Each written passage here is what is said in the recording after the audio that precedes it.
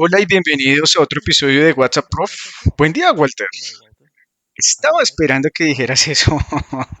¿Cómo estás? ¿Vas a decir eso también? Las personas dicen que nunca respondí a esa pregunta, pero bueno, déjame decirte que estoy bien. Me alegro de que estés bien. ¿Cómo estás? Bien. ¿Por qué? Estamos viviendo en tiempos difíciles. ¿Por qué estás bien? Mantengo mi ancla donde se supone que debe estar. Ok. Sí, estamos en tiempos difíciles, y eso es seguro, pero no hay necesidad de quejarse porque los hemos estado esperando durante mucho tiempo, eso es seguro.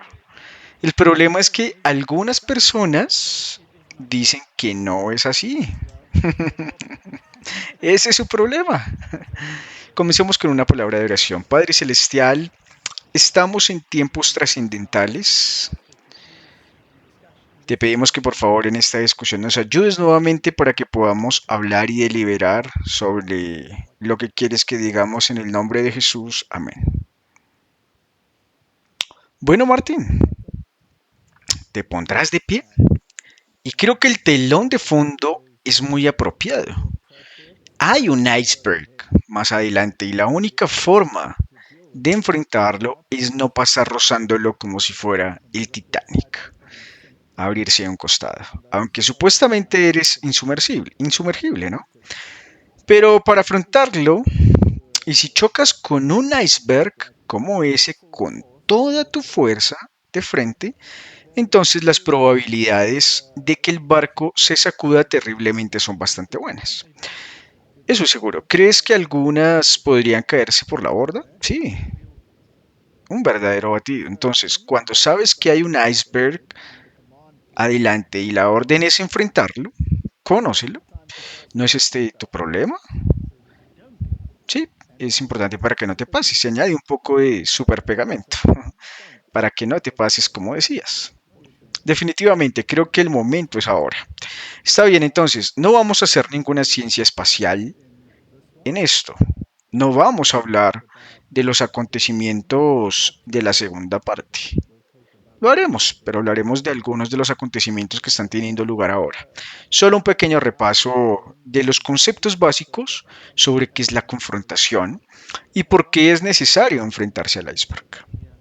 Sí, la cosa es que hemos hecho tantos episodios y han pasado tantos años y quiero decir que me enviaste algunas preguntas de gente y luego volví a 2021 y vi, vaya, tal vez podamos refrescar algunas de estas cosas nuevamente porque no sé cuántas personas vuelven y ven todo eso. ¿Cuántos hay ahora? Ni siquiera sé cuántos hay en la sola serie de WhatsApp Prof. ¿Sí? 233, 234, no lo sé. Pero entonces la gente no quiere repetir el episodio 234, ¿sí? De 1 hora y media o más de duración. Entonces, lo entiendo. Así que queremos hacer un pequeño resumen de cuál es el verdadero problema y por qué es importante que nos preparemos para enfrentar este iceberg. En realidad, si el protestantismo hubiera hecho su trabajo, no habría ningún iceberg. Eso es cierto. Porque entonces se habrían separado completamente y habrían conservado la fe. Y la fe verdadera, la pura. Ahora, todos están confundidos, ¿sí? Así que, Martín, hagamos un repaso nuevamente. Sé que ya lo hemos mostrado antes, pero esto es el catolicismo pre-Vaticano II y su pensamiento. Si vamos a los documentos del Vaticano II, uno de los papas anteriores, Joseph Ratzinger, que fue el Papa Benedicto XVI, recuerden, dejó absolutamente claro que la posición católica desde el concilio de Trento no había cambiado en absoluto. Así que es precisamente la forma en que fue presentado en el Vaticano II, lo que hizo que algunas personas creyeran que la Iglesia Católica había comprometido y se había alejado de algunas de sus posiciones. Pero Ratzinger dejó absolutamente claro que todavía no era Benedicto, él aún era el jefe de congregación de doctrina y fe, que era la Inquisición, que primero fue dirigida por otra orden de la Iglesia Católica, pero que finalmente fue dirigida por los jesuitas. Y su sede estaba en Roma, en el mismo edificio donde estaba la Inquisición. Y él dijo, las otras iglesias no son hermanas nuestras, porque ella es la madre, por lo tanto, las demás solo pueden ser hijas, ¿no? Y tienen que volver a la madre. Y esa es toda la base del movimiento ecuménico. Y si te unes a ese movimiento ecuménico, básicamente es un reconocimiento de que quieres dejar de lado las diferencias doctrinales en aras de la paz, la armonía y la unidad. Eso es exactamente lo que es. Y así se deja de lado la verdadera doctrina de Jesús, ¿correcto? Sí, y el Papa Francisco dejó bastante claro que la doctrina no debía ser un criterio, ¿sí? En el movimiento ecuménico. Tuvimos que concentrarnos solo en aquellas cosas en las que estaban de acuerdo y el resto se dejó de lado.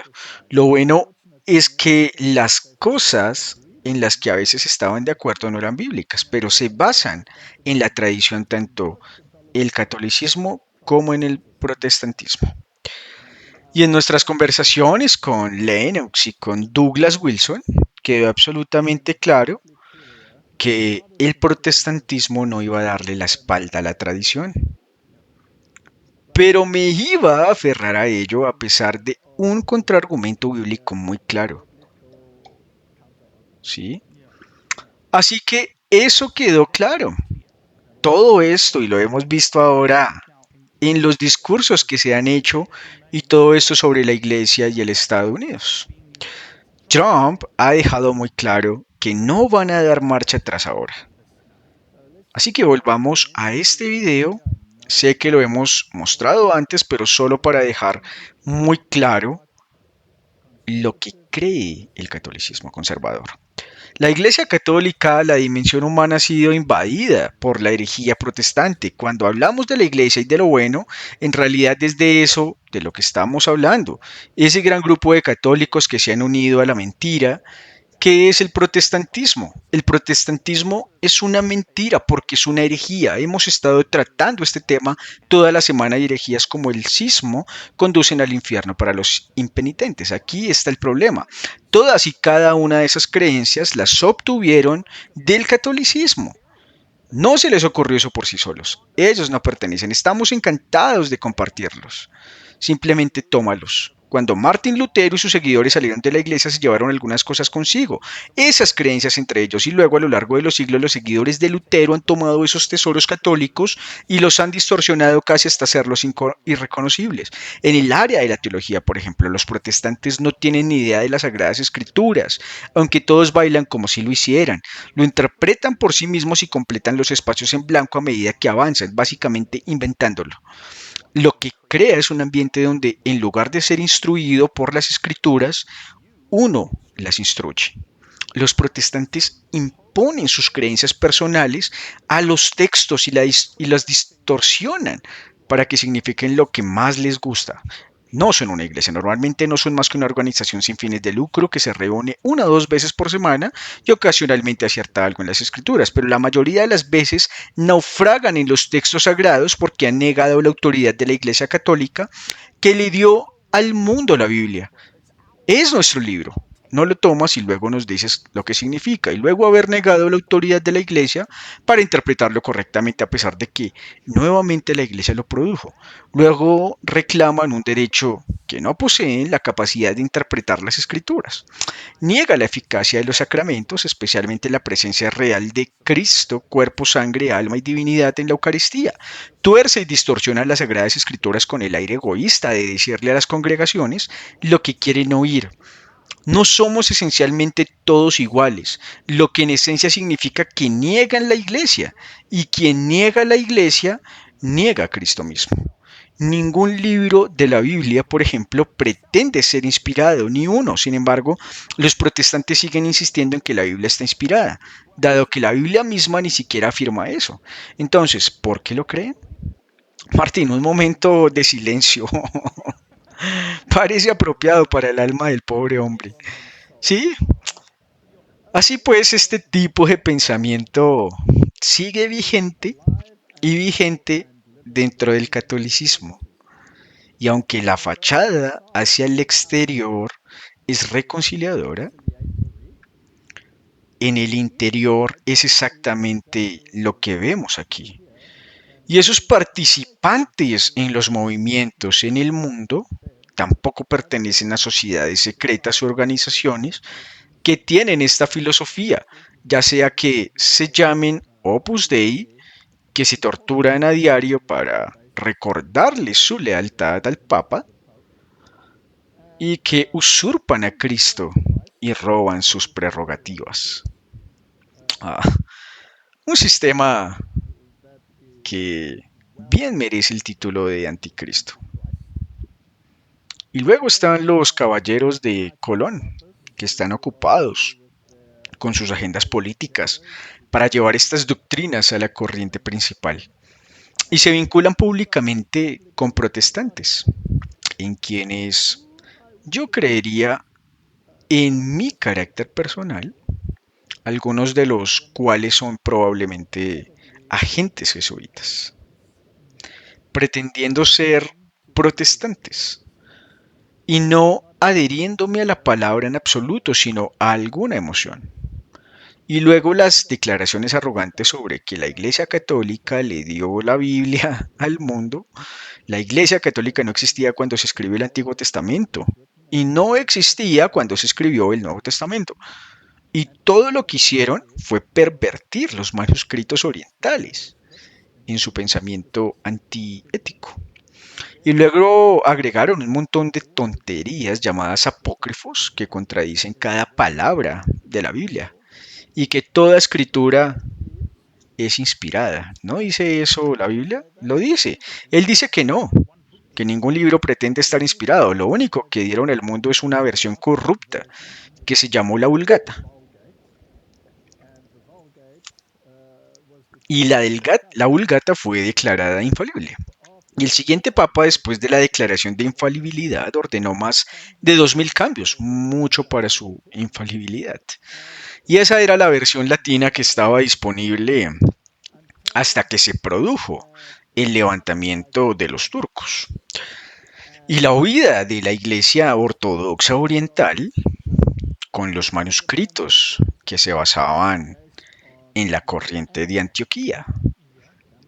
Al llegar a Occidente, esos manuscritos se utilizaron para traducir la Biblia, lo cual causó mucho malestar en la Iglesia Católica. Sí, mucho. Y así crearon la orden jesuita para contrarrestar lo que habían estado enseñando desde el principio. Así que, Martín, quizá deberíamos volver al principio, ¿sí? Ahora, si tomo mi Biblia, tal vez pueda decirle rápidamente a la gente que quiere saber qué tipo de Biblia es esta, ¿no? Tenemos cientos de personas, entonces es la Biblia de estudio de la misión. Déjame ver el tuyo. Esa es también la Biblia de estudio de la misión. Pueden simplemente mostrárselo a la gente que está allí en la cámara y pueden simplemente buscarlo. Esa está la Biblia de estudio de la misión con el comentario de Elena G. White. Bueno, Martín, si vas al libro de Apocalipsis, vamos a dejar muy en claro lo que sucede allí. En el capítulo 2 de Apocalipsis tenemos el comienzo de la historia acerca de las 7 iglesias. Y esto cae dentro de la parte histórica de la estructura callástica del libro del Apocalipsis. Así que tienes el brazo histórico, tienes el clímax histórico y luego tienes el brazo esqueológico. Ahora bien, cuando cae en el ámbito histórico, los comentaristas conservadores intentarán encajar los acontecimientos en un contexto histórico, porque conduce a los acontecimientos actuales en Apocalipsis 11 en adelante. 12, 13 y 14 con algunas recapitulaciones de la historia pasada. Pero una vez que llegamos a Apocalipsis 13, 14 y demás, entonces estamos tratando con los eventos que son actuales. Bien. Y el resto son eventos esquiológicos en cuanto a cómo se desarrolla esto. Apocalipsis 14, por supuesto, también es muy importante. Entonces, si vamos al capítulo 2 de Apocalipsis, comienza con el primer movimiento, la primera iglesia, porque eso está dirigido a las iglesias. Así que obviamente estamos tratando con las iglesias, con la filosofía de las iglesias, con la enseñanza de las iglesias y con las condiciones que enfrentan. Ahora, no voy a hacer un estudio bíblico sobre las siete iglesias. Ese no es nuestro punto aquí. La primera iglesia era pura. Era una iglesia que tenía la verdad, pero se estaban volviendo complacientes. Así que se estaban quedando dormidos. Sí, se estaban volviendo muy complacientes. Así dice, yo conozco tus obras, tu trabajo y tu paciencia, y cómo puedes soportar a los malos, y has prosperado a los que se dicen ser apóstoles, y no lo son, y los has hallado mentirosos. Ahora bien, ¿cómo se descubre que alguien es mentiroso? Debes tener una base para poder distinguir la verdad del error, ¿no? Tienes que tener la verdad. Entonces, ¿cuál fue su base? La Biblia. ¿Había una iglesia católica en esa época? No. ¿Había un papa? No. Entonces, desafortunadamente, no pudo ayudarlos con su infalibilidad. ¿Cómo habrían podido interpretar la escritura? No lo sé. Esta pobre gente no tenía papa. Es una afirmación tan ridícula que, ya sabes, me daría náuseas escucharlo. Sin embargo, luego habla de que has nacido y has tenido paciencia y por amor de mi nombre has trabajado arduamente y no has desmayado. La iglesia primitiva era muy activa, pero luego dice, ya sabes, has perdido el fuego. ¿Sí? Ahora bien, ¿qué fue lo que reavivó el fuego? El reavivado fuego llega a la iglesia vecina, que no recibe ninguna reprimenda. Esmirna, y la palabra allí, por supuesto, es incienso dulce, el olor de un sabor dulce. Y estos fueron los tiempos cuando los cristianos fueron martirizados por su fe y hubo una persecución bajo el imperio romano. Y estas personas no tienen nada más que elogios de Dios. Y luego tienes un periodo de tiempo terrible llamado Pérgamo. Ahora bien, este es un periodo de tiempo en el que hubo un compromiso con el paganismo. Y este es el lugar que la Biblia dice que es donde Satanás tiene su asiento. ¿Sí? Y esto es porque el sacerdocio babilónico tenía su sede en este mismo lugar. Y todos los colores están ahí, ya sabes, cualesquiera que sean, los colores donde tienen su asiento. Ahora, cuando hablamos de asiento, estamos hablando del asiento de la autoridad. Saltamos a Apocalipsis 13 y hay otro asiento. Y el dragón le dio su asiento y su poder y gran autoridad. De modo que esa sede se ha trasladado desde Pérgamo, que era el sacerdocio babilónico, al sacerdocio católico romano. Así que lo único que cambió fueron los roles de los jugadores, pero su filosofía es la misma. Es una filosofía anticristiana. ¿Es este también el periodo en el que realmente se pasó de la Roma pagana a la Roma papal?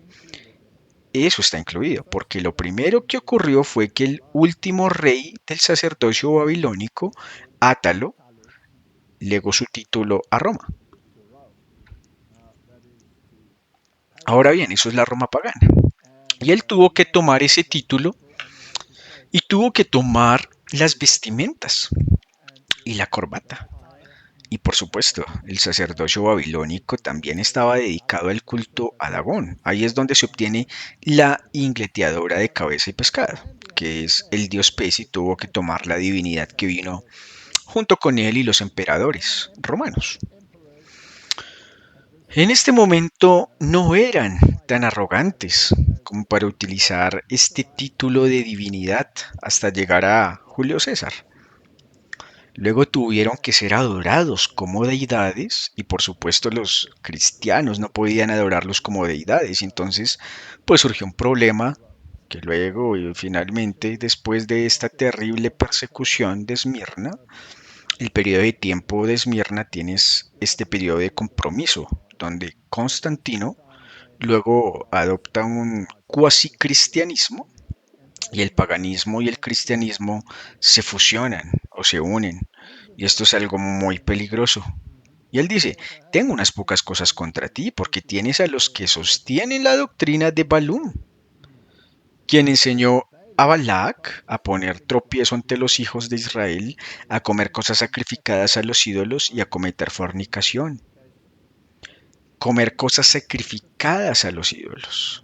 Entonces, apareció algún tipo de idolatría en donde había un sacrificio que tenía que ser comido y que tenía idolatría asociada.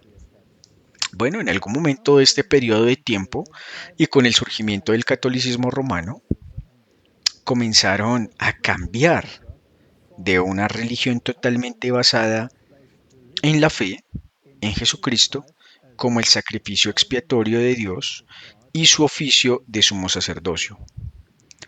Y el sacerdocio terrenal había llegado a su fin. Así que la Biblia habla de ministros del Evangelio, mientras que en el Antiguo Testamento eran sacerdotes. Ahora, el sacerdote siempre traía un sacrificio. Así que, Martín, si el sacerdocio fue abolido porque el telón se rasgó de arriba abajo, luego ese sacerdocio fue transferido a Cristo, quien se convirtió en nuestro sumo sacerdote y según Hebreos ascendió a lo alto y está intercediendo por nosotros ante el Padre. Y según Hebreos, ahora teníamos acceso directo a Dios. ¿Eso es correcto? Así es. Actualmente está oficiando como sacerdote en el cielo. Así que si seguimos este modelo del santuario terrenal, entonces en su ascensión, él debió haber entrado en el lugar santo, ¿verdad? ¿Para qué? Pues para realizar la mediación. Y se le veía de pie delante del altar del incienso, aplicando las oraciones de los santos a su mediación y a su carácter y haciéndoles aceptables a Dios. Así que es Él quien oficia en esa capacidad.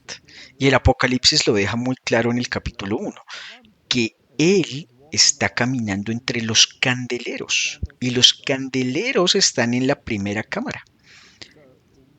Entonces, ¿qué se estableció cuando Cristo vino a este mundo? Su misión, como dijimos en un punto anterior, era en el atrio exterior, ¿sí? Porque era judío y solo al sacerdocio levítico se le permitía oficiar en el lugar santo y santísimo. Así cumplió incluso lo del atrio exterior.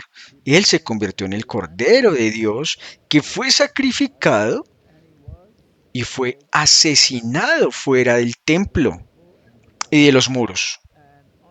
Y en el Gólgota pagó el precio de nuestros pecados. Y cuando resucitó dijo, no me detengáis, no me detengas, voy a casa de mi Padre.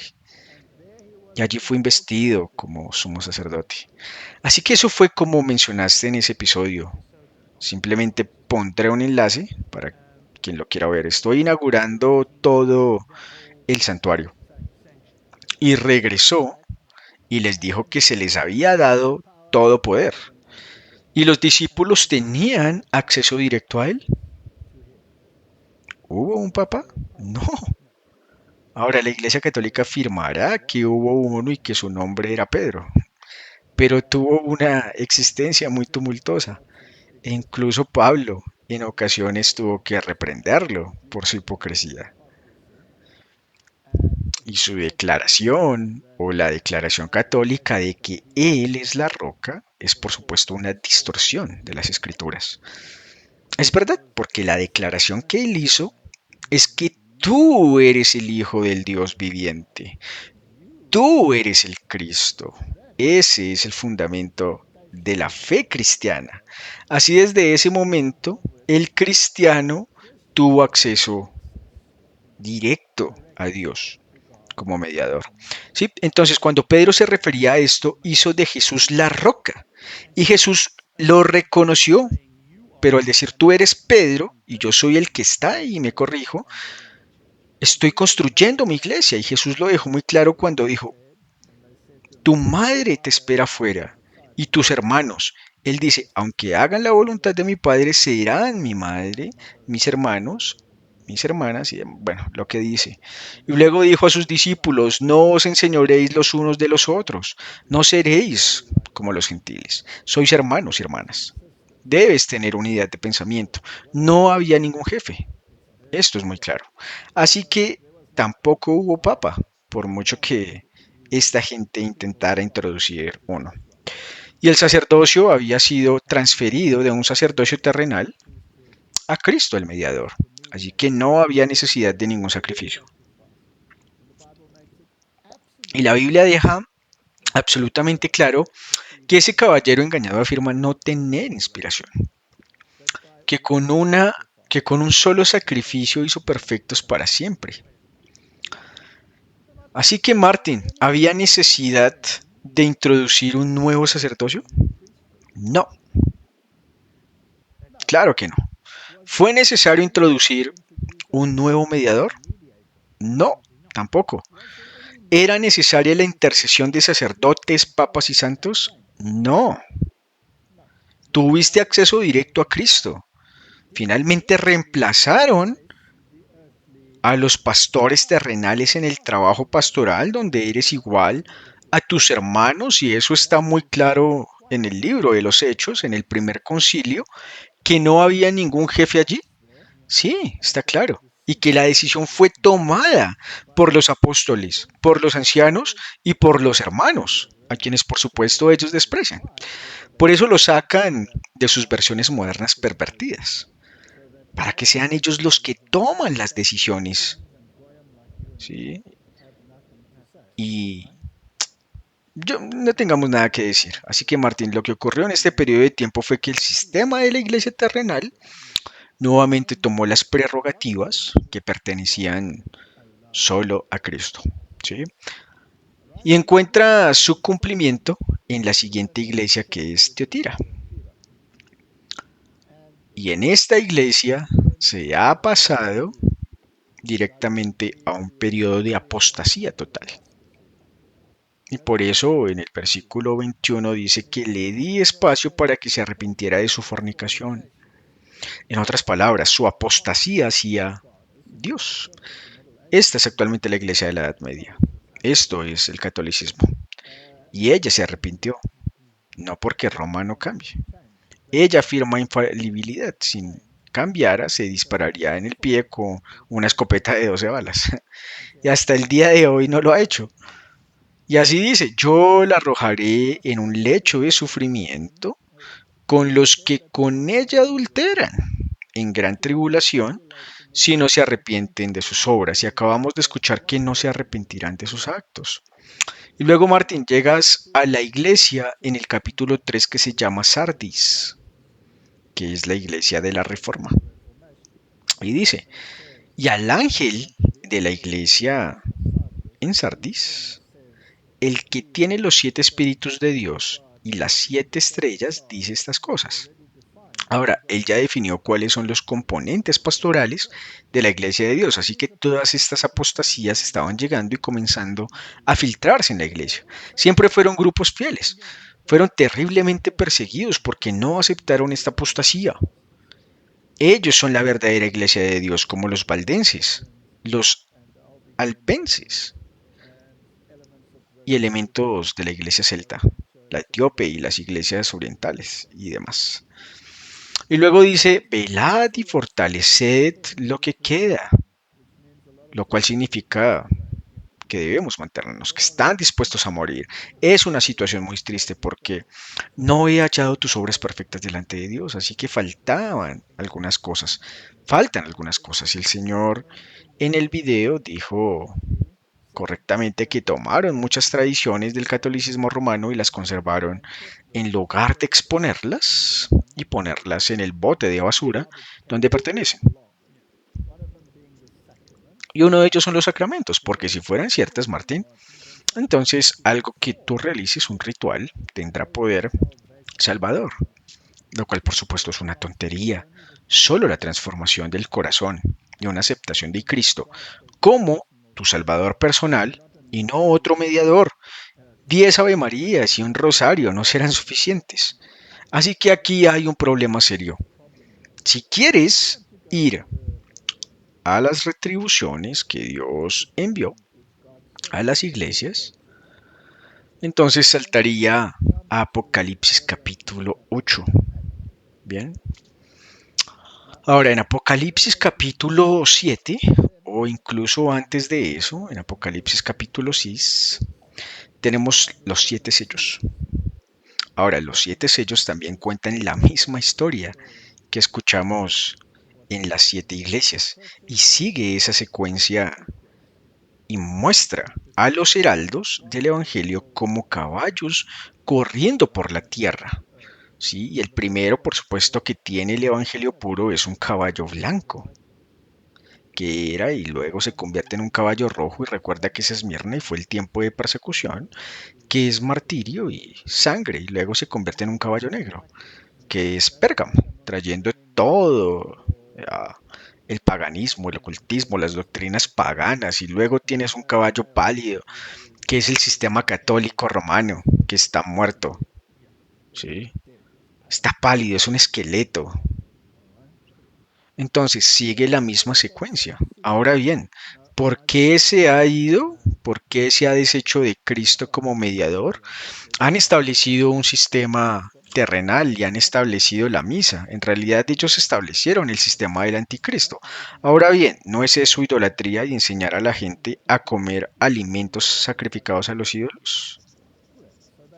Así que eso es idolatría, porque con un solo sacrificio hizo perfectos para siempre, y Roma no puede escapar de esa teología, porque afirman que el sacrificio de la misa es uno y el mismo que el sacrificio de la cruz.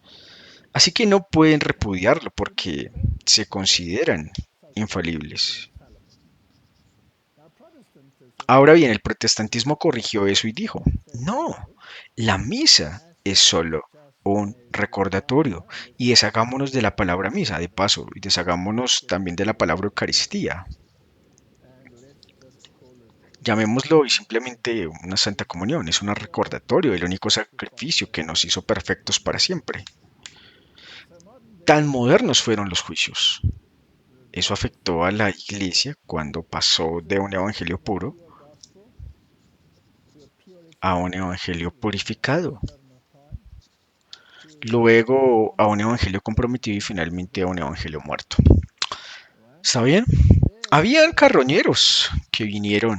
Ahora, si volvemos al antiguo Israel, cuando el pueblo de Dios se volvió apóstata, ¿cómo lidió Dios con eso? Bueno, es duro. Estaban o bien en el exilio o llevados al exilio. ¿Quién los llevó allí? Las naciones paganas. Así que cuando eran apóstatas eran los filisteos quienes los controlaban, o los moabitas junto con los amonitas, o los sirios, o los babilonios fueron castigados para hacerlos entrar en razón y por supuesto todos ellos se arrepintieron después de aquellos castigos. ¿Bien? ¿Por qué te ríes? A veces se producía un gran arrepentimiento que solo duraba poco tiempo y luego matarían a todos los que estuvieran asociados con aquel que provocó el arrepentimiento. Sí, así que utilizó naciones paganas. Ahora bien, lo mismo ocurrió en la cristiandad. Él trajo naciones paganas para atacar. ¿Sí? Y el imperio romano se había cristianizado, pero era un cristianismo paganizado, comprometido. Es entonces lo mismo que ocurrió en Israel. Sí, exactamente igual. Entonces, de repente llegan los unos y se produce un azote masivo y se les amenaza con exterminarlos, ¿verdad? Y luego finalmente Dios se apiada y los unos desaparecen de la historia. Y luego una tribu gótica tras otra llega y ataca a Roma y como saben, trae a otras y ahora todas están cristianizadas. Pero el Imperio Romano fue destruido por una invasión tras otra, ya fueran los ostrogodos, los visigodos, los érulos, y fueron derrotados, ¿no? ¿Por qué trajo Dios estos temas? Entonces ya sabes, si vamos a las trompetas, ¿sí? Ahora, algunas personas quieren lanzar las trompetas hacia el futuro, pero como dije, creo que en realidad pertenecen al brazo histórico.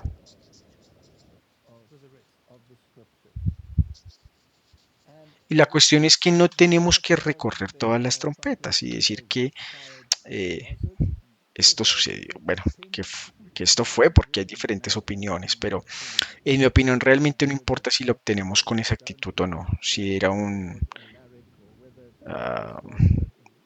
bueno, si era parte de la cicatriz, pero nuestros pioneros interpretaron algunas de estas cosas en la trompeta de una manera muy específica. Algunos de los últimos se combinaron con Turquía y el Imperio Otomano y la caída del Imperio Otomano. No voy a ir allí, me interesa la primera parte. Así que vamos desde el capítulo 8 a partir del versículo 2.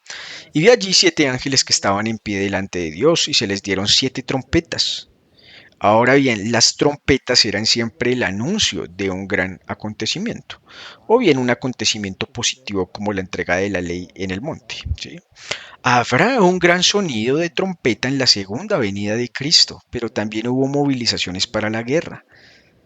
Y vino otro ángel y se paró ante el altar con un incensario de oro. ¿Qué altar es ese? Bueno, el altar del incienso en el lugar santo. Ahora bien, ¿quién es el único que realmente medía en el altar del incienso? Pues Cristo. Ahora bien, a Cristo se le asocia a menudo con la palabra ángel, incluso en el Antiguo Testamento. El ángel del Señor recibió adoración. Por lo tanto, debía haber sido Dios. Por lo tanto, debía haber sido Cristo. ¿Bien? Entonces vino otro ángel y se paró ante el altar con un incensario de oro. No creo que ningún otro ángel creado pudiera ocupar esa posición, ¿sabes? Porque la mediación se hace sobre los méritos de Cristo. Y se le dio mucho incienso que lo ofreciera con las oraciones de todos los santos sobre el altar de oro, que estaba delante del trono. Así que no hay duda de que qué altar era ese. Y le dieron mucho incienso. Ahora bien, este incienso son las oraciones de los santos, ¿verdad? ¿Y cómo llegaron hasta él las oraciones de los santos? Por los santos que están rezando, que estaban rezando en las oraciones, llegaron a él como incienso. Mi pregunta es, ¿dónde está el intermediario? ¿Dónde está el Papa? En ningún lugar. Y tampoco hay allí ningún sacerdote excepto Cristo. ¿Dónde está San Agustín o San Francisco o María o San quien sea? No hay nadie en el lugar. Solo Cristo. ¿A quién van dirigidas tus oraciones? A Jesús. Ve a Jesús. Ve a Dios. Así que aquí tiene este incensario y está mediando en nombre de sus santos. Ahora bien, algunas de esas oraciones serán oraciones pidiendo perdón por los pecados, porque el Espíritu Santo convence de pecado, de justicia y de juicio. Y algunas de esas oraciones serán pidiendo ayuda bajo las circunstancias en las que se encuentran, pidiendo fuerza, pidiendo el poder para superar tus malas tendencias. Y hay toda una pletora de oraciones en eso y ellas ascienden a Dios y Él las tiene en su incensario. Bueno, y el humo del incienso con las oraciones de los santos subió a la presencia de Dios de la mano del ángel. Entonces, ¿quién es el mediador? Jesús. Jesús es el mediador. Él es el único. No hay ningún papa aquí. No hay ningún santo. Pero ahora escucha esto. Y el ángel tomó el incensario y lo llenó del fuego del altar. Ya no había fuego en el altar del incienso. El único fuego que había era en el altar del holocausto que estaba afuera.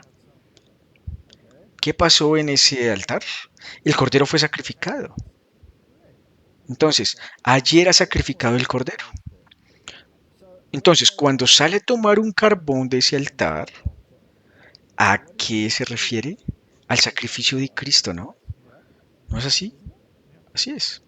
Entonces, él va con las oraciones donde estaba oficiando en el lugar santo. Él sale fuera. Está recapitulando lo que sucedió antes del sacrificio del cordero, que es el mismo. Eso es todo. Y toma un carbón, ¿sí? Y lo coloca en este crisol, en este incensario. Ahora bien, lo lleva de nuevo al lugar santo y se lo ofrece a Dios. La respuesta es no. ¿Qué hace con ello? Veamos qué hace con esto. Y lo arrojó sobre la tierra, y hubo voces y truenos y relámpagos y un terremoto. Así que aquí hay una retribución. Está bien. Así que este incensario lleno de oración, con un recordatorio de que Él es el Cordero sacrificial, no es llevado al altar del incienso y hecho aceptable a Dios a través de la mediación de Cristo. Lo tira al suelo, lo tira allí. Ahora, Martín, si estás enojado y tienes algo en tu mano y alguien te molesta, ¿qué harías con ello? Lo tiro, lo tiro al suelo. Así que esto es, después de que las oraciones de los santos fueron mediadas con él y llegaron al Padre, esta es una oración separada. Ahora, hay oraciones allí, pero esto es, y él va a regresar a ese altar y está arrojando el incensario con el carbón y las oraciones al suelo. ¿Qué pasó? ¿Por qué haría eso? Martín, habían sustituido al Mesías, a Jesús, el sumo sacerdote, el mediador, por una mediación terrena. Habían establecido un sacerdocio terrenal y le robaron lo que le pertenecía y se lo apropiaron para sí. Eso fue lo que hicieron. Y por eso las oraciones que ascendían de aquellas personas ya no eran aceptables ante Dios, porque el sacrificio que había hecho fue reemplazado por una misa, un sacrificio perpetuo, que es una abominación y una idolatría y alimentos sacrificados a los ídolos. Y por lo tanto no tenía ningún valor ante Dios. Y lo arrojó al suelo, que se había deshecho de su mediación. Y luego seguir a los carroñeros que tenemos aquí, no tenemos que entrar en ellos. La última será la séptima trompeta, cuando Cristo venga y limpie el pasado. Así que Martín, esta iglesia católica romana, ha tomado la posición de Cristo en el lugar de Jesucristo. Y cuando llegó la reforma, reemplazaron la idolatría de la misa. Y esto fue algo muy importante, fue difícil para ellos. Lo reemplazaron con el simple ritual de una conmemoración del gran sacrificio que Dios había hecho. Y el catolicismo estaba furioso. Es por eso que todavía lo son, o lo están. Y ahora, Martín, cuando el protestantismo aceptó el sacrificio de Cristo y dijo que eres salvo solo por la fe en el sacrificio expiatorio de Cristo, entonces el catolicismo romano estalló en ira. Lo llamaron anatema. Se rebelaron contra él y levantaron a los jesuitas para destruirlo. Y cuando llegamos al movimiento de Oxford, cuando todos los altares habían sido arrojados fuera de las iglesias y todas esas estúpidas estatuas habían sido arrojadas fuera de la iglesia y reemplazadas por un simple púlpito con la palabra de Dios como estándar, ¿qué hicieron? Trajeron de vuelta los altares, metieron la misa allí y la primera iglesia en apostatar a ese nivel fue la iglesia de Inglaterra, que básicamente adoptó nuevamente la misa católica romana y escupió a Cristo en la cara en el proceso. ¿Estoy siendo demasiado duro? Es exactamente lo que pasó, Walter. Entonces, se le califica como anticristo, entonces no creo que sea demasiado duro, la verdad. Así que esta iglesia de Inglaterra, contra todos sus símbolos masónicos en sus iglesias, esta iglesia que cambió la arquitectura de la Catedral de San Pablo para convertirse en una imagen del Vaticano, fue el primer movimiento protestante que regresó a Roma. Luego vino el movimiento ecuménico y eso también se hizo por infiltración, nuevamente porque Henry Newman supuestamente era protestante, pero luego, inmediatamente después de todo este movimiento, se convirtió en cardenal de la Iglesia Católica. Si viviera hoy estaría completamente despierto y sería lo mismo. Sí, porque estaba despierto y al mismo tiempo Westcott y Hort estaban destruyendo la Biblia real. Y todo esto se infiltró con sus pequeños gremios fantasmales y sus pequeñas sociedades secretas, escribiendo los rituales y trayendo la mariología, el ocultismo, trajeron lo oculto porque hacían sesiones espiritistas, eran realmente malvados. Y hoy esos son los manuscritos que la Iglesia Católica Romana prescribe y ama, donde Jesús es hecho mentiroso y todo su ministerio es negado, y nada menos que un gemido o nada más que un crujido. En cualquier caso, esa es la historia. Así son los jesuitas y la contrarreforma. Así que leamos lo que está escrito aquí en la historia del protestantismo por Guay. Creo que es importante porque ya hemos escuchado anteriormente en ese video lo malo y malvado que es el protestantismo, según el Vaticano. Ahora, según la Biblia, Sardis no encontró su obra completa. Pero añade, hay quienes dentro de esto caminarán conmigo vestidos de blanco porque estuvieron a la altura de la mejor luz que tenían. Y creo que eso cuenta hasta el día de hoy, con seguridad. Dentro de las iglesias protestantes hay personas que están viviendo de acuerdo a la mejor luz que tienen, pero les han lavado el cerebro para que olviden la historia y quién es el anticristo y para que ni siquiera comprendan remotamente por qué es el anticristo. Así escribió White que el protestantismo no es únicamente el resultado del progreso humano.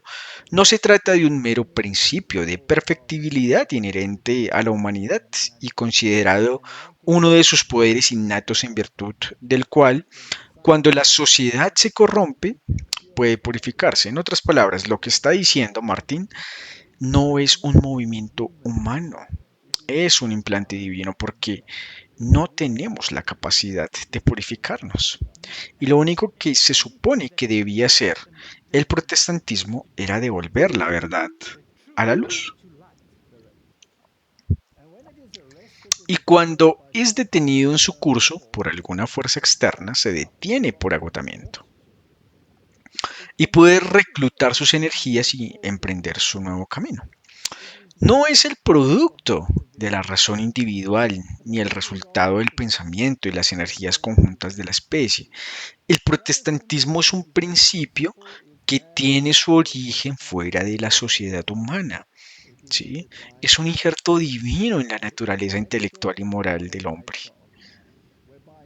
por el cual se introducen en ella nuevas vitalidades, fuerzas y el tronco humano da en adelante un fruto más noble. Eso es protestantismo. Y si difamáis el verdadero protestantismo, estáis luchando contra el Espíritu Santo. Y la Iglesia Católica, en mi opinión, como estructura, ya ha cometido el pecado contra el Espíritu Santo. No como personas dentro de ella. Esto es importante, porque no entienden las ramificaciones. Mientras estén a la altura de la luz que tienen, como dijiste antes, Dios les hace la vista gorda. ¿Sí? Tomemos otra cita de uno de mis autores favoritos. A lo largo de toda la cristiandad, el protestantismo se vio amenazado por formidables enemigos. Los primeros triunfos de la Reforma ya han pasado y Roma convocó nuevas fuerzas con la esperanza de lograr su destrucción. En este punto se creó la Orden de los Jesuitas, la más cruel, inescrupulosa y poderosa de todos los campeones del papado. Ahora, Martín, si piensas en la persecución dominicana y piensas en las otras órdenes del catolicismo y piensas en la Inquisición antes de que existieran los jesuitas, eran despiadados. Sus cámaras de tortura son cámaras de horror. Estas personas eran las más despiadadas y las más crueles. Así que lograron superar cualquier forma de maldad sobre la tierra. No había crimen demasiado grande para ellos que no lo cometieran, ningún engaño demasiado vil para ellos que no lo practicaran, ningún disfraz demasiado difícil para ellos que no lo asumieran. Comprometidos con la pobreza y la humildad perpetua, su objetivo estudiado era conseguir riqueza y poder para dedicarlos al derrocamiento del protestantismo y al restablecimiento de la supremacía papal. Así que continúa diciendo que llevaban este manto de santidad llamándose la Compañía de Jesús. Pero bajo este exterior intachable se ocultaban a menudo los propósitos más criminales y mortales. Un principio fundamental de la orden era que el fin justifica los medios, así que podían mentir, podían asesinar, torturar, hacer lo que fuera necesario. Según este código, la mentira, el robo, el perjurio y el asesinato no solo eran perdonables, sino encomiables. Y mientras servían a los intereses de la iglesia, bajo diversos disfraces, los Jesús se abrieron camino hasta ocupar cargos de Estado, llegando a ser consejeros de reyes y moldeando la política de las naciones. Y estaban en la misma posición en que se encontraban los caldeos en los tiempos de Babilonia. Ajá. Los hechiceros y todos ellos estaban asociados con los hechiceros. Los jesuitas tuvieron tres fundadores.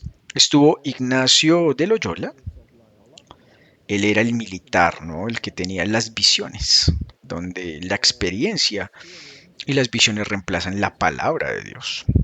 Y desarrolló los ejercicios de Loyola, que hoy se han transformado en muchas variedades de estupideces que han sido tragadas por las iglesias protestantes como camino a Dios, cuando en realidad son el camino al infierno. ¿Sí? Estoy siendo demasiado duro con lo moderno. Así de serio es el asunto. Porque si te dejas llevar por eso, antes de que te des cuenta estarás adorando a una deidad que crees que es Dios. Correcto. Y no lo es. Y también luego estaba Francis Xavier, no vivió mucho tiempo, él era quien estaba en los barcos de Vasco Dama para ir a crear rutas comerciales con la India. Y los sacerdotes jesuitas siempre fueron adelante para convertir al mundo entero a su manera de pensar y a su sumisión al pasado. Y la mayoría de estos lugares a donde fueron evangelizados por los primeros cristianos. Entonces, cuando llegó a la India, se encontró con los cristianos Tomás que guardaban el sábado. Se horrorizó porque no estaban sujetos al Papa y guardaban el domingo pagano en lugar del sábado bíblico. Entonces instituyó la Inquisición en Goa para erradicarlos y luego utilizaron a las naciones que tenían bajo su poder para invadir esas naciones y establecer estructuras políticas que estaban bajo el control de Roma. Así que el tercero fue Peter Fava, era alemán, era intelectual y era filósofo, y trajo los aspectos ocultistas espirituales a la contienda, y juntos formaron una ilustre olla de doctrinas activadas por demonios. Trinidad impía, una trinidad impía. Muy bien dicho. No creo que seamos muy populares después de eso, pero que así sea. Y hasta el día de hoy, como mostramos en el anterior, son elogiados en las páginas web del Vaticano porque la Compañía de Jesús se centra en la investigación intelectual. Cualquier investigación que haga Dios menos de lo que es, como la evolución, con sus compinches jesuitas que falsificaron el engaño de Platón y todos estos temas, y su influencia sobre gente como Charles Darwin, educando y eliminando a Dios del currículo de las escuelas de la educación superior, entrenando a los presidentes, trayendo drogas al mundo y son la organización más repugnante que jamás ha deshonrado este planeta. Algunas de las universidades más importantes del mundo, especialmente en Estados Unidos, fueron fundadas originalmente por la orden jesuita y algunas todavía están dirigidas por ella. Y si no son dirigidos directamente por él, por ellos, son dirigidos indirectamente por ellos desde los directorios donde tienen el control. La orden fue fundada justo antes de que comenzara el movimiento oficial de contrarreforma, así que en otras palabras ellos debían encabezarlo. ¿Reconoce Roma esta atrocidad y este asesinato que perpetraron estas personas? Se jactan de ello incluso. Y luego cuentan, ya sabes, el aspecto militar. Ignacio era un caballero. Todos eran cruzados. Ahora bien, no dijo eso Exeto, no escribió un libro, La Cruzada Americana, y no tiene los emblemas de los cruzados en él. Ya hemos hablado de todo esto, así que nada ha cambiado. ¿Han tenido éxito en esta contrarreforma? Claro, desgraciadamente, porque como ya hemos dicho, durante todo este tiempo se infiltraron incluso en la palabra de Dios. Entonces, Ignacio reunió a su alrededor a 6 hombres y tomaron votos especiales debido a su educación militar y al hecho de que los miembros masculinos de la sociedad estaban dispuestos a aceptar cualquier misión en cualquier parte del mundo y convertirse en soldados en intereses de la fe y de su iglesia. Entonces, son una orden militar. Las primeras líneas de la carta fundacional de su orden establecen que la compañía de Jesús era adecuada para quien quisiera servir como soldado de Dios. Corrijamos a ese soldado. Están mintiendo, no están sirviendo a Dios, están sirviendo al diablo. Ese video en el que ese tipo dice que todo se trata de negar la autoridad de la iglesia, ¿correcto? Y Ignacio fue su primer líder. El título que tomó es el de superior general y lo conserva hasta el día de hoy. Y si quieres conocer su arte de guerra, entonces ve a ver Creta en Malta. Y verás que es uno de nuestros videos de series que pueden hacer esto bastante bien. Ignacio escribió su visión de la orden excepcional que había fundado en un documento llamado La Fórmula del Instituto de la Compañía de Jesús. Este fue el documento fundacional de la orden, al cual debían ajustarse todos los demás documentos. Ignacio de Loyola se aseguró entonces de que su fórmula estuviera anclada en la ley papal, definitivamente no en la ley bíblica, mediante la firma de 2 leyes en papel, una en 1540 por el Papa Pablo III y otra en 1550 por el Papa Julio III. Y la fórmula describía la naturaleza y el propósito del nuevo orden, el tipo de espiritualidad y comunidad que construirían, que no era bíblica sino basada en el espiritualismo. ¿Sí? Y es la adoración de los demonios. Y está tan infiltrado en el cristianismo y en el protestantismo que resulta nauseabundo. Y no puedes detectarlo porque tiene todo tipo de formas. Ya sea que estemos hablando de iglesias con propósitos definidos o lo que sea, todas ellas corren hacia el papado. Y no tenemos que entrar en la historia que es bien conocida. Ya sea que estemos hablando del Palacio de Cristal de Shula, que eventualmente por supuesto se convirtió en un palacio de cristal de la Iglesia Católica Romana, y básicamente lo transfirieron a los verdaderos propietarios originales. Así pues, los jesuitas afirmaban que la reforma de la iglesia debía comenzar con la conversión del corazón del individuo a los ejercicios espirituales que le llevaban a aceptar al Papa como su guía espiritual. Los jesuitas creen que el retiro de Ignacio, los ejercicios espirituales, es una de las maneras de lograr esta conversión. El retiro dura 4 semanas, más o menos, es un periodo de silencio durante el cual se practica una serie de meditaciones directas sobre la vida de Jesús. Así que no hablas, solo meditas, pero no meditas en la palabra. Tienes una experiencia literal con el mundo espiritual, con tus sentidos. Y los protestantes y algunas personas descarriadas probablemente de nuestras propias filas participarán en esta tontería. Así que en la Iglesia Católica hoy los jesuitas son una de las órdenes religiosas más grandes de sacerdotes y hermanos, así que el general actual es Abdullah Nicholas. Esto está un poco desactualizado en la página del Vaticano. Deberían actualizarlo a SOA, quien sea el próximo. Probablemente ya saben quién será para poder enfrentar la escritura un día y la ira del Cordero. Apocalipsis capítulo 17. Y vino uno de los 7 ángeles que tenían las 7 copas y habló conmigo diciéndome, ven acá y te mostraré el juicio contra la gran ramera, la que está sentada sobre muchas aguas. No hay ningún protestante en el siglo pasado que no supiera a quién se refería a esto. Era el papado. Ella era la gran ramera que se sienta entre las naciones con las cuales los reyes de la tierra hasta este mismo día, por cierto, eso es algo principal, han cometido fornicación y los habitantes de la tierra se han emborrachado con el vino de su fornicación, sus falsas doctrinas. Desafortunadamente estamos viendo esto ahora en todas partes. Sí, me refiero a los discursos, por eso les hemos mostrado algunos de ellos y probablemente lo haremos nuevamente en estos discursos, solo en la moraleja del monumento a Charlie Kirk. Sí, definitivamente asombroso. En Apocalipsis 13 me paré sobre la arena del mar y vi subir de, en- del mar, de entre las naciones, una bestia de un ente político que tenía 7 cabezas y 10 cuernos, y en sus cuernos había 10 diademas. Y este es el periodo en el que Roma estuvo dividida en las naciones europeas. Y la Iglesia Católica Romana reclamó la supremacía y puso las coronas en los cuernos, y ella era el cuerno prominente en el medio que controlaba la conciencia. Y todavía lo hace. ¿Y cómo fue este cuerno? Y sobre su cabeza el nombre de blasfemia era un poder blasfemo, porque afirmaba la infalibilidad y decía que el camino a la salvación era a través de sus sistemas sacramentales, que no tienen ningún mérito, porque solo un corazón transformado tiene mérito. En el libro El conflicto de los siglos leemos lo siguiente.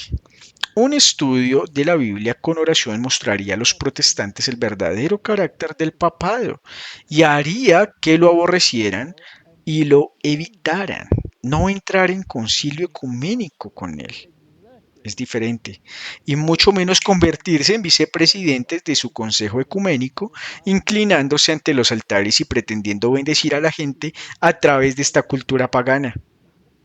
Pero muchos son tan sabios en su propia opinión que no sientan la necesidad de buscar humildemente a Dios para ser guiados a la verdad. Aunque se enorgullecen de su iluminación, son ignorantes tanto de las escrituras como del poder de Dios. Martín, no puedes alinearte con el sistema que ha excluido a Cristo de la mediación. No, ni siquiera para hacer el bien, ni siquiera para eso. Y no importa cuán pomposas sean tus ceremonias y cuántas vestimentas uses y cuántos tapetes te pongas en la cabeza y cuántos bloques legales te ates al cuerpo y las fajas. No va a impresionar a nadie, especialmente a Cristo. Él dice que no hace excepción de personas. El iceberg tan moderno que tenemos que afrontar es una teología falsa. Por eso era necesario predicar de nuevo todo un sistema falso de religión que se ha basado en el compromiso y que va a anular la ley de Dios y hacer que la autoridad en su vida sea el sistema papal porque su herida tiene que sanar. Y el protestantismo le va a dar ese poder. Sí, y la orden jesuita se han infiltrado en todo y en cada aspecto de la vida para lograr esto. Así es. Ahora, Martín, la cuestión final la hemos dicho hace mucho tiempo y es por tanto la autoridad de Dios y su mediación. Ahora bien, el único mandamiento que señala con absoluta precisión la autoridad de Dios es el mandamiento del sábado. Y escribe quién es este Dios.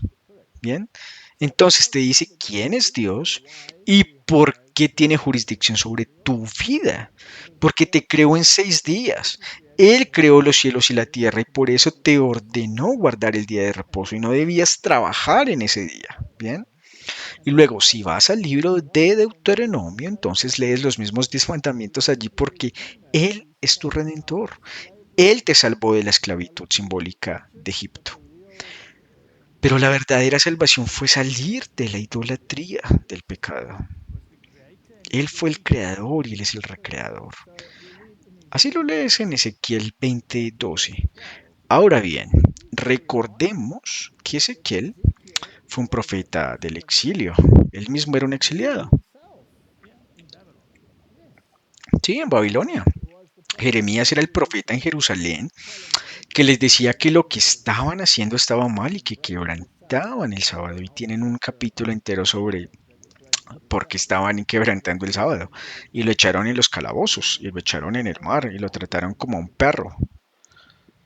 Y Ezequiel añadió, además les di mis sábados para que fuesen una señal entre mí y ellos, para que supieran que yo soy el Señor, que los santificó.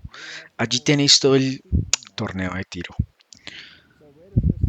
¿De dónde viene entonces vuestra santificación y vuestra mediación de Cristo? De Cristo. Isaías capítulo 58. Él es el Señor y por eso les dio el sábado. Bien. Entonces, ¿cuál es el día del Señor? El sábado. Según Isaías capítulo 15, Él es el Señor del sábado. Hay que llamarlo el honorable día del Señor, el Shabbat. Ezequiel 20:20 dice, hola, sábado mío. Y habrá una señal entre mí y vosotros para que sepáis que yo soy el Señor vuestro Dios.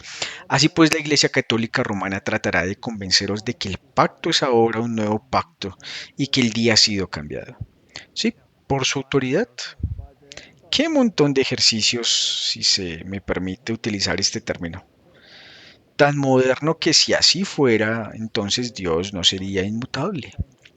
No. Luego cambió porque era diferente cuando Ezequiel escribió. Así que los judíos estaban guardando la letra de la ley y él dijo, cambiaré a un nuevo pacto y lo escribiré en sus corazones. ¿Eso significa que va a escribir una ley diferente en tu corazón? Esto es lo que dice la gente y lo que dicen, pero no, no puede ser. ¿Cómo sabes que no escribió una ley diferente en su corazón? ¿No dice en Mateo capítulo 5 que ni una jota ni una tilde desaparecerá de la ley? Así es. Y si tocas uno de los mandamientos más pequeños, incumplirás en todos. Entonces, ¿de dónde sacan esta tontería que predican que el nuevo pacto es diferente del antiguo? Se trata de manipularlo y cambiarlo nuevamente para ponerlos a ellos en autoridad y no a Dios. ¿Bien? Y no tienes que cambiar, solo hay que conservar un sacramento. Si eres judío, ve y siéntate en Jerusalén y serás salvo. ¿Qué tontería es esa? Tienes que cambiar. Así que Éxodo 31:17 nos dice que este sábado es una señal entre mí y los hijos de Israel para siempre. Porque en 6 días hizo Jehová los cielos y la tierra, y en el séptimo dice que cesó y reposó. Y la palabra señal, si la buscas en la concordancia, dice que es la marca distintiva de su poder. Bien. Así que Martín, cuando nos enfrentamos a ese iceberg allí, el iceberg no es solo el sábado. El iceberg es toda la posición doctrinal que ha tomado el mundo contraria a Dios. En otras palabras, el Evangelio eterno. Pero vuestra señal de lealtad al original es que guardáis el sábado. Vas a tener problemas si tiras eso a la basura. Porque tu ancla se ha ido y no vas a poder mantenerte en pie. Entonces, ¿seremos capaces de mantenernos en pie? Bueno, número uno, tienes que tener el verdadero evangelio. Por eso el primer ángel dice que el evangelio eterno debe ser predicado de nuevo, el cual está sobre los pies, que es la salvación de Cristo y la obediencia a sus mandamientos. Porque si le amas, guardarás sus mandamientos, y si no eres mentiroso. Y son piernas iguales. ¿Sí? Ninguno más fuerte que el otro. La justicia y la misericordia se besaron. El propiciatorio, que es vuestra protección contra la condenación de la ley, era tan alto como la parrilla o rejilla del altar del holocausto. No se puede hacer que la justicia de Dios sea menor que su misericordia y viceversa. Se juntan y son un paquete, tómalo o déjalo. Entonces, ¿qué hizo Dios? Él dice, bien, Israel los dividiré en dos grupos. Un grupo irá y se pasará en esa colina y el otro grupo pasará en la otra colina. Y déjenme decirles lo que va a pasar. Si obedecen mis mandamientos, sucederá lo siguiente. Todas estas bendiciones vendrán sobre ustedes. Y si no obedecen mis mandamientos, todas estas maldiciones vendrán sobre ustedes. Acabamos de leer sobre las trompetas y todas esas maldiciones que cayeron sobre ellos. Les di tiempo, es decir, 1260 años para arrepentirse, y no quisieron, y hasta el día de hoy no han querido. Y Babilonia ha caído. Roma cayó al principio, cuando reemplazó a Jesús con un sacerdocio terrenal. Ha caído durante siglos. ¿Quién cayó la segunda vez? El protestantismo. Mm. Así que por eso cayó Babilonia, porque regresó a Roma. Algunos de ellos han introducido la misa y los protestantes piensan, bueno, esto es genial, participaremos en esta Eucaristía también. Y luego se comen un pedazo de pan idolatrado, lo cual no tiene ningún sentido. ¿Alguna vez has leído el libro 50 años en la iglesia de Roma? No del todo, ¿sabes? Es un libro maravilloso, donde un sacerdote católico romano se horrorizó cuando la hostia cayó en el orinal que estaba debajo de la cama y cuando las ratas vinieron y se la comieron. Así que esto conduce todo hasta el que finalmente te das cuenta de que todo esto es una tontería. Y los reformadores estaban dispuestos a morir antes que aceptar la doctrina de la transubstanciación. Puedo entender por qué es herejía, es idolatría. Así que la marca de a quién sigues y en quién crees, ya sea que creas que Él es tu creador, que es tu santificador, tu redentor y tu sello, tu marca de lealtad a esas declaraciones es el sábado. Eso depende de ti como individuo. Así que en el mandamiento del sábado, llamado el sello de Dios, como acabamos de leer, tiene el nombre del creador Yahvé, tiene su título de creador y su territorio, cielo y tierra. Y si rezas, el Padre nuestro dice, venga tu reino, hágase tu voluntad en la tierra como en el cielo.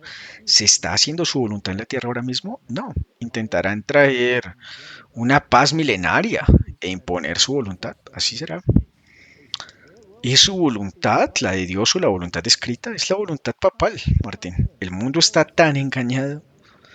Así que en Éxodo 3:9 te será como una señal en tu mano y como un memorial entre tus ojos para que la ley del Señor esté en tu boca. Entonces, ¿qué debes tener en tu frente y en tu mano? La ley. Eso incluye el sábado, por supuesto. Debes vivirlo. Pensé que era un sello digital. No, una identificación digital. Ah, una CBC o la CBDC de la moneda central de negocios que quieren sacar.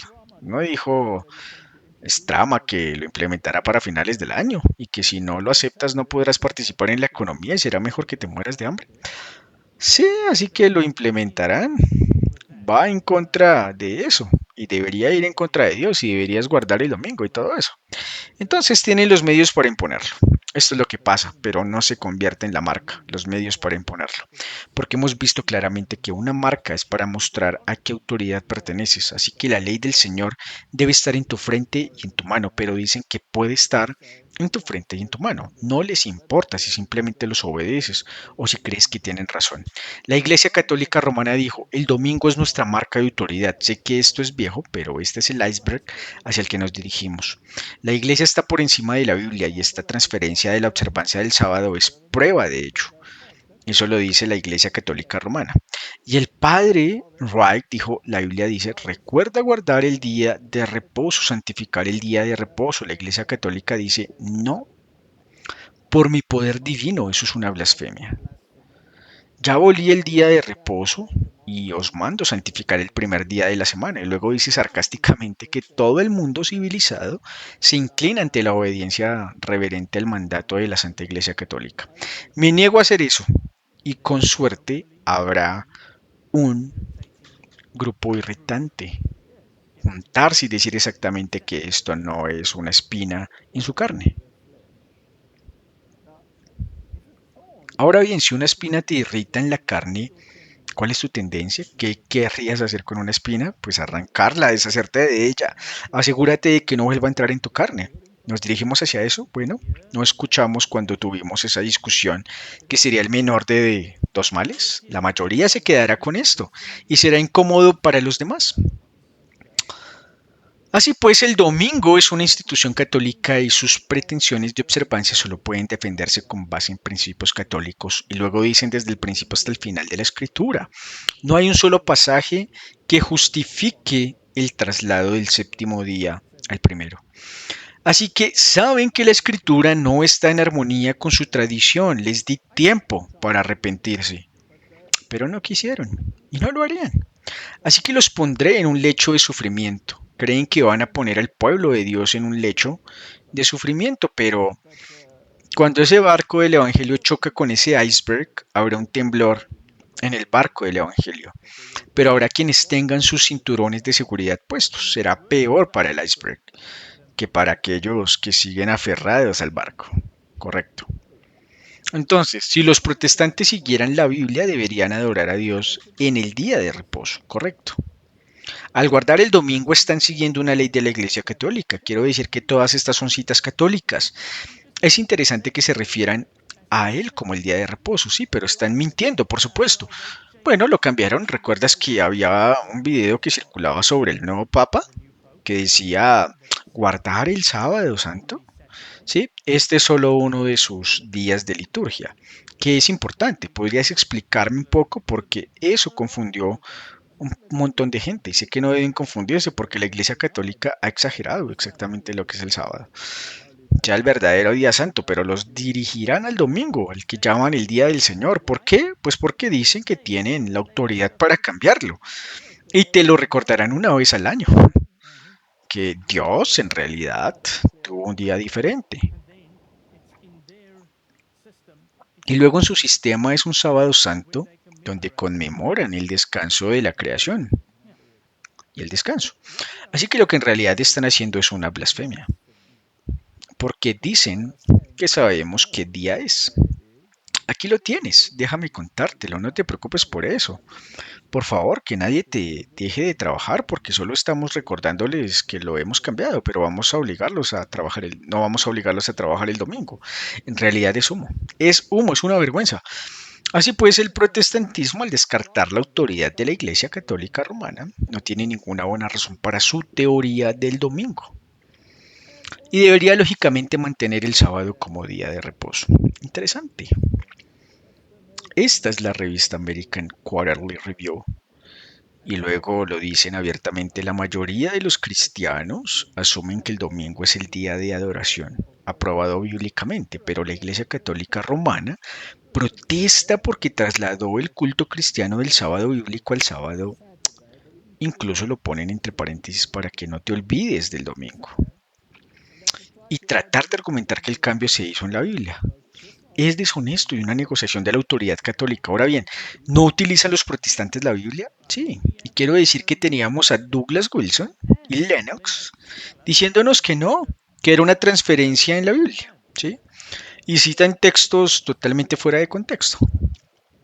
Entonces, si el protestantismo quiere basar sus enseñanzas en la Biblia, debería celebrar su culto el sábado. Entonces el catecismo de los conversos dice, ¿cuál es el sábado? El sábado es el día de reposo. ¿Por qué observamos el domingo? Porque la Iglesia Católica lo trasladó al domingo. Y luego, en su Laudato Si, el Papa dice que el domingo es como el sábado judío, lo cual es una absoluta tontería porque el sábado existía mucho antes de que hubiera judíos en Oriente. Es para la humanidad. Se supone que es un día que sane nuestra relación con Dios, con nosotros mismos, con los demás y con el mundo. La ley del descanso semanal prohibía trabajar el séptimo día y luego entra en detalles sobre por qué fue así. Y luego dice que hay que guardar el domingo, ¿sí? Entonces, ¿está borracho de su propio vino? Vino de Babilonia, creo que tiene un trago o dos en este vino. Bueno, el último papa ha bendecido el cubo de hielo para poder usarlo en su bebida. ¿Crees que encajará? Era una bebida bastante grande, un vaso bastante grande que no necesitarás porque es un gran bloque de hielo. De todos modos, recuperando el sábado, y este es ahora Brett McCaughlin, ya hemos mostrado esto antes, y estas despreciables cartas detrás de eh, la Sociedad de Jesús, los jesuitas, y luego nos dice con toda franqueza que este artículo que está escribiendo aquí sostiene que el modelo religioso estatal de cooperacionismo permitiría una legislación civil para proteger el sábado. No este sábado bíblico, claramente, sino su sábado. El sábado con cara de domingo. Bien. Entonces, habla de la Declaración de Derechos y dice, afortunadamente, ya sabes, países como Alemania reconocen el bien común universal, así que esta legislación donde el republicanismo y la separación de la Iglesia y el Estado entran en conflicto con esa ideología. Afortunadamente, las demás naciones de Europa no están limitadas por estos llamados documentos republicanos. Y luego la tradición judío-cristiana puede ser la fuente de defensa de las leyes de cierre del domingo. Sin embargo, un descanso semanal de la economía beneficia a todos los ciudadanos, así que ahí está vuestro bien común. Así como todos los jesuitas, él es totalmente apóstata, antibíblico, propacífico y pertenece al anticristo. Y es por eso que el catecismo de la Iglesia podría decir con toda claridad que respetando la libertad religiosa y el bien común en todos los cristianos, se debe buscar el reconocimiento del domingo y de los días festivos de la Iglesia como feriados legales. Y si no escucháis y violáis la santidad del domingo, seréis castigados como herejes. Así que básicamente Juan Pablo ya dice que debemos matar a todos los guardianes del sábado. ¿Por qué excepto los judíos? Porque ellos tendrán su propio país, donde puedan vivir bajo sus leyes. Pero cualquiera que guarde el sábado y no sea judío y viva bajo su jurisdicción estará sujeto a castigo. Está muy bien planeado, si se puede decir así. Han estado planeando esto durante décadas, no durante siglos. Han abierto un país al que pueden ir y adorar y guardar el sábado y salir ilesos. Recibieron mucho apoyo y ahora que Trump está abriendo el camino con un plan de paz, esto se está poniendo realmente interesante. Esto se está poniendo interesante.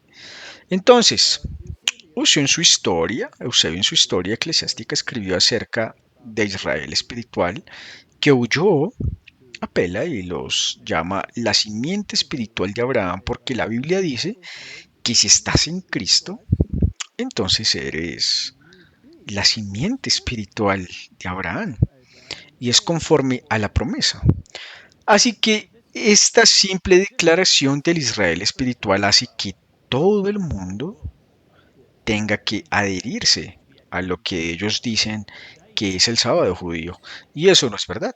Ahora, lo interesante que dice aquí en esta cita es donde encontraron un lugar seguro de refugio y pudieron servir a su amo y guardar su sábado.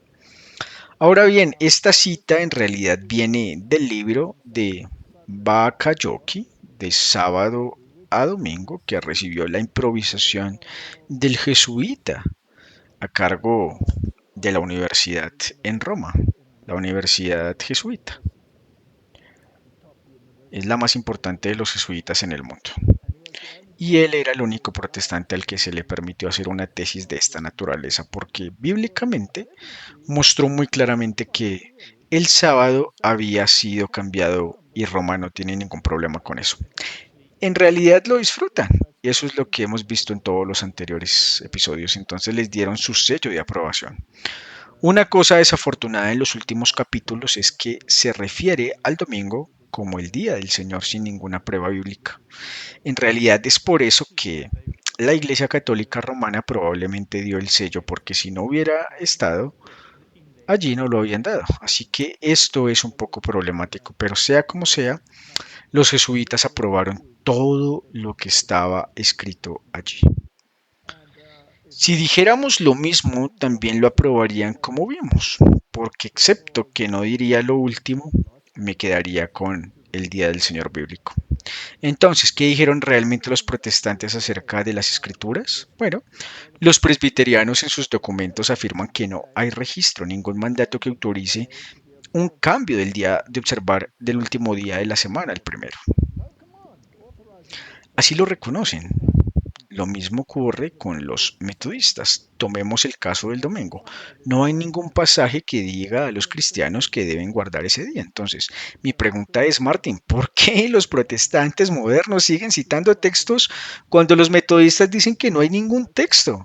Porque los distorsionan y los sacan de contexto. Entonces, no hay ningún texto que transfiera el sábado judío al primer día de la semana. Los anglicanos dicen lo mismo, mucha gente piensa que el domingo es el día de reposo. Ni en el Nuevo Testamento ni en la iglesia primitiva hay nada que sugiera que tenemos derecho a transferir la observancia. ¿No es eso interesante? El sábado era cada sábado y no el domingo. Ese es su documento anglicano. Los bautistas, y por cierto, está en el manual bautista, no podría haber nada mejor que eso. Había y hay un mandamiento de santificar el sábado, pero ese día de reposo no era el domingo. No hay ninguna evidencia bíblica de que se realizó el cambio. Ninguno. Así que cuando miramos los textos, los que los protestantes modernos intentan utilizar bajo la instigación de la enseñanza jesuita, entonces citarán estos 8 versículos. Mateo 28:1, y al fin del sábado, cuando ya amanecía para el primer día de la semana, vinieron María Magdalena y la otra María a ver el sepulcro. Esto cambia el día de culto, ¿no? Es una afirmación histórica nomás. ¿Por qué no vinieron el sábado que fue después de la crucifixión? Porque descansaban el día de reposo y guardaban los mandamientos conforme a la ley. Al contrario, confirma el sábado. Así que es solo una declaración falsa. Bueno, creo que no está ahí arbitrariamente, creo que está ahí a propósito. Y cuando pasó el sábado, dice Marcos, y en realidad te dice que María Magdalena, madre de Santiago y de Salá, había traído especies aromáticas para que vinieran a ungirlo. Entonces, era un día laboral común para ellos, ¿verdad? El domingo, pero no lo hicieron en sábado. Así que solo un hecho histórico que vuelve a comprobar. No hay cambio de culto aquí. En realidad se trata de reconocer el sábado.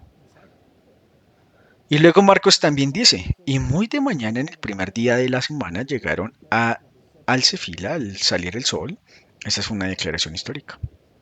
Lucas dice ahora que el primer día de la semana, muy temprano por la mañana, vinieron al Cefila trayendo las especies aromáticas que habían preparado y algunas otras cosas consigo.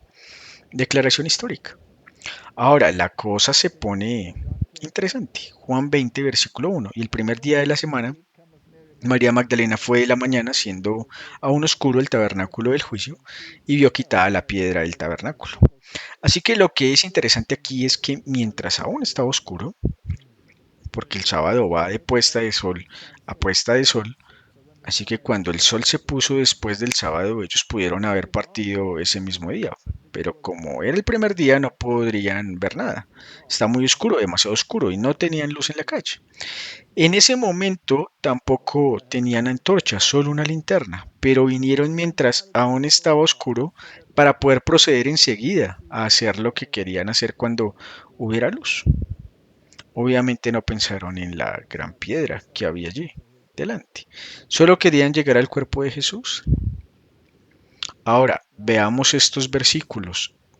Entonces, en aquel mismo día por la tarde, porque Jesús había dicho, no me detengas, aún no he ido a ver a mi Padre. Así que eso hace volar al ladrón. A la derecha de Cristo que dijo, acuérdate de mí cuando llegues a tu reino. Y Jesús dijo, de cierto, te digo que hoy estarás conmigo en el reino. De cierto te digo que hoy estarás en el reino. Esto echa por tierra ese argumento, porque obviamente él no había estado con el Padre todavía, así que no hay forma de ir directamente al cielo después de la muerte. Luego el mismo día, por la tarde, así que Jesús había resucitado, él dijo, no me detengas, aún no he estado con el Padre, voy y volveré, id y preparad a los discípulos. Así que aquella misma tarde, que era el domingo, por la tarde, siendo el primer día de la semana, las puertas del lugar donde los discípulos estaban reunidos por miedo a los judíos, entonces tuvieron una sesión de adoración para celebrar la resurrección. De nada, estaban escondidos, no tuvieron miedo el día de reposo. ¿Por qué no? Porque sabían que los judíos No les harían nada, no se contaminarían, estarían descansando, pero estaban bastante asustados el primer día de la semana y entonces se reunieron para esconderse. Así que esto no es una reunión de la iglesia, definitivamente no, esta es una reunión de miedo. Entonces Jesús se presentó en medio de ellos y les dijo, paz a vosotros. Bueno, así que aquí no hay culto dominical. Está bien, Hechos 27 y el primer día de la semana reunidos los discípulos para partir el pan, Pablo les predicaba estando dispuesto a partir al día siguiente y continuó su discurso hasta la medianoche. Oh, entonces estaban celebrando un buen servicio religioso allí. Ahora vamos a desempaquetarlo con cuidado. Cuando los discípulos se reunían para partir el pan, hay textos paralelos que dicen que se reunían todos los días para partir el pan. Cada día vienen a buscar eso. Y eso no hace que este día sea especial. Y Pablo les predicó que estarían listos para partir al día siguiente. Entonces, ¿cuándo se juntaron? Después de cerrado el sábado. Ellos, después de terminado el sábado, se reunieron para tener una comida y llegó Pablo y continuó su discurso hasta la medianoche. Así pues, el sábado finalizó el sábado por la tarde, al atardecer y predicó hasta la medianoche. Ahora, otro texto te dirá que había muchas luces allí porque ya estaba oscuro. Entonces, lo que tuvieron fue una reunión de la iglesia después del atardecer. Pero el papado no celebra el domingo, de puesta de sol a puesta de sol, porque eso sería un poco demasiado bíblico incluso para otro día. Así que lo cambiaron de medianoche a medianoche. Bien. Ahora bien, si este era un día tan sagrado y había reemplazado al sábado, entonces mi pregunta es, ¿qué iba a hacer? ¿Por qué predicó hasta la medianoche del primer día de la semana? En otras palabras, después de la puesta del sol, el sábado hasta la medianoche, porque les dijo, mañana me voy para un largo viaje. Entonces, ¿iba a violar su domingo emprendiendo un largo viaje? Sí, lo habría hecho si eso hubiera querido mantenerse sagrado. ¿Y habían guardado el sábado todo aquel día? Y ahora están reunidos hasta la medianoche y el pobre viejo Búticos estaba un poco cansado y se cayó por la ventana. Bien, así que todo este drama ocurrió en la noche del sábado. ¿Sí? No fue un servicio de adoración dominical. Y ahora la recolección primera de Corintios 16 en cuanto a la ofrenda para los santos, haced vosotros también de la manera que ordene en las iglesias de Galacia. Cada primer día de la semana, cada uno de vosotros ponga aparte algo. Ahora bien, algunas de las traducciones dejarán claro que esto no sucede en el ámbito de una iglesia, sino en casa.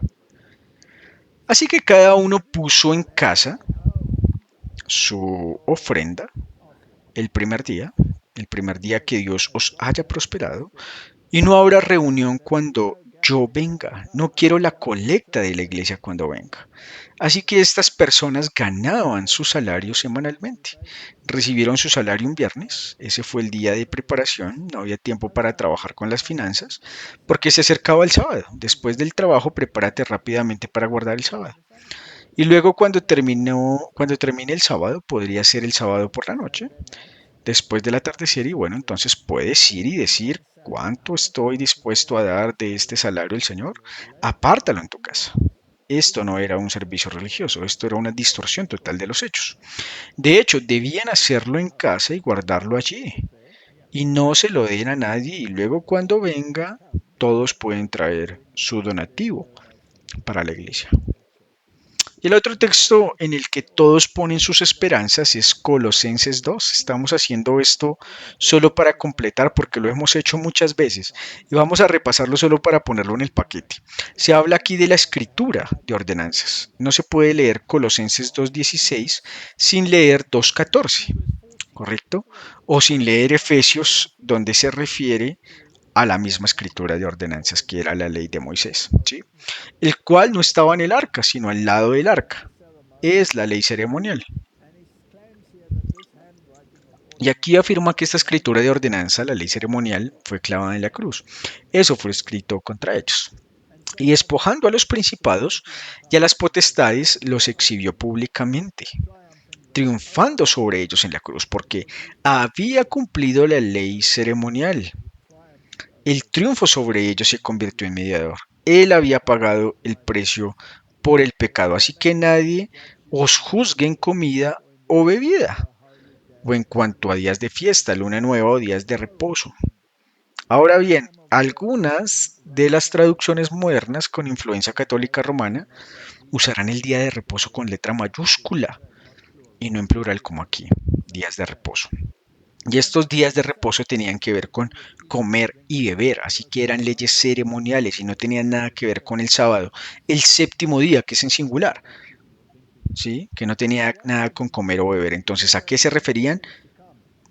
Que era la sombra de Cristo, de lo porvenir, el cuerpo es de Cristo, así que apuntaba hacia Cristo, que nadie os prive de vuestra recompensa con una humildad voluntaria y con adoración a los ángeles, entrometiéndose en cosas que no ha visto, vanamente inflado por su mente carnal. Así que la ley ceremonial referente al sacrificio de Cristo, con sus sábados ceremoniales, ya no son vinculantes, nada que ver con el sábado semanal. Así que cuando Apocalipsis nos advierte en el mensaje del tercer ángel que debemos evitar la bestia y su imagen y la marca de la bestia y la frente, la bestia y la imagen es el mismo tipo de sistema que gobernaba en la Edad Media.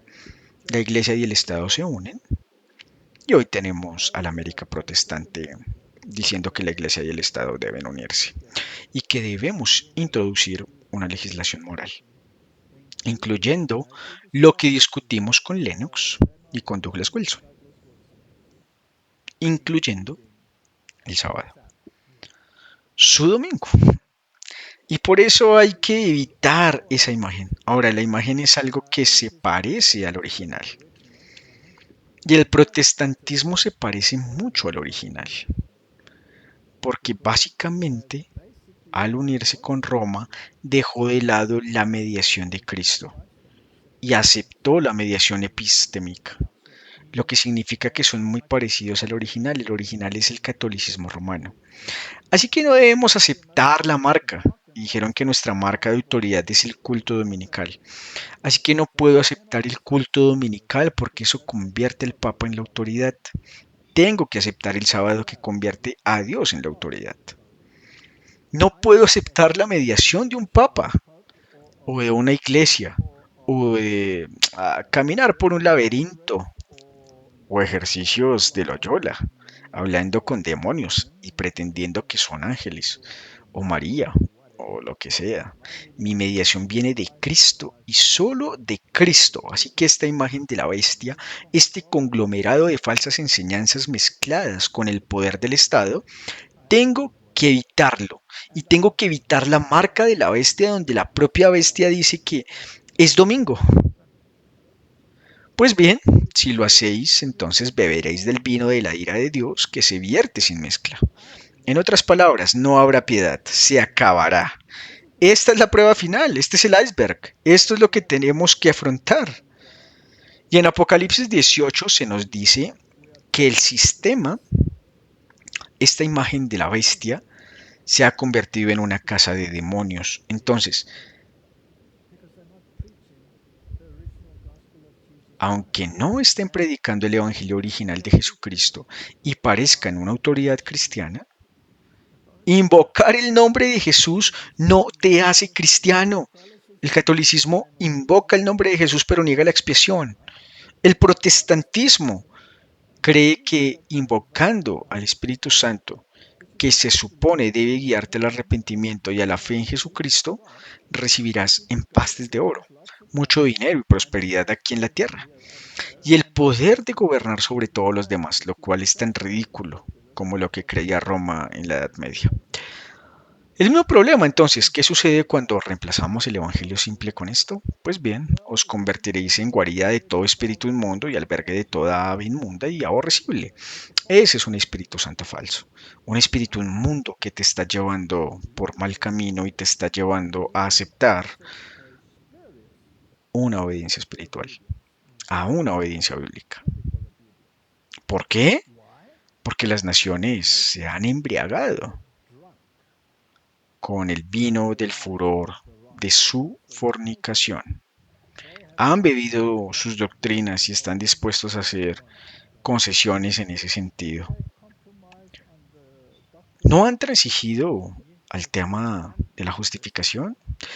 Pues todo está hecho y los reyes de la tierra han fornicado con ella y no se están ungiendo la iglesia y el Estado definitivamente. Los mercaderes de la tierra se enriquecen con la potencia de algún manjar. ¿Vemos eso? Bueno, en la segunda parte podemos demostrar que todas estas cosas realmente sucedieron, ¿verdad? Y entonces oí otra voz del cielo que decía, salid de ella, pueblo mío, no tengas nada que ver con un sistema falso de adoración que comprometa tu fe en Cristo. Bueno, vamos a terminarlo, Martín. El sábado será la gran prueba de la lealtad porque es el punto de verdad especialmente controvertido. Cuando la prueba final llegue a los hombres, entonces se trazará la línea de distinción entre aquellos que sirven a Dios y aquellos que no le sirven. No es un problema solo del día, es un paquete completo. ¿De quién es la autoridad, verdad?